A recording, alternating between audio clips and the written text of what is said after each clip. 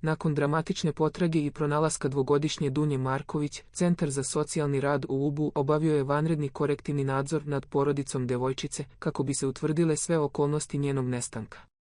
Prema dostupnim informacijama, Centar za socijalni rad razgovarao je sa tetkom i bakom male Dunje, koje su juče, na zamolbu njene majke, pazile na decu dok je ona bila na sahrani bliskog rođaka.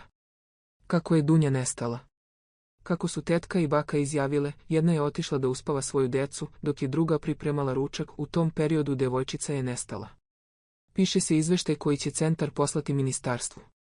U dogovoru sa tužilaštvom iz Uba i policijom, kada sva papirologija bude završena, odlučit će se da li će biti podneta krivična prijava za zanemarivanje dece, rekao je izvor Blica. Porodica pod nadzorom socijalnih službi.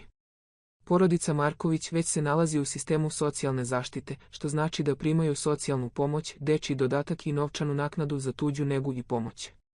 Kako navode izvori iz istrage, porodica je do sada redovno kontrolisana, s obzirom na to da žive u naselju Vučijak u Ubu, gde je nastanjeno višečlanih porodica sa decom koje su također korisnici socijalne pomoći. Dosadašnji nadzor nije ukazivao na zanemarivanje dece, naprotiv, majka je uvek bila prisutna, a porodica se starala o higijeni i potrebama dece. Majka je uvek bila sa decom, a preko puta žive i tetka i baka. Deca su veoma vezana za roditelje i do sada nikada nisu bila u riziku od oduzimanja ili smeštaja kod hranitelja.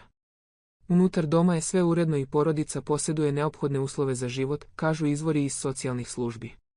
Dunja se oporavlja u bolnici. Nakon što je pronađena, Dunja je prevezena na odeljenje dečje hirurgije bolnice u Valjevu, gdje je zadržana na posmatranju. Pri prijemu dete nije imalo vidljive spoljašnje povrede, osim oguljotine na levoj šaci, ali su bili prisutni izraženi znaci hipotermije, uključujući ekstremno hladne donje ekstremitete. Kliničkim pregledom nisu ustanovljeni prelomi ili drugi znakovi povreda.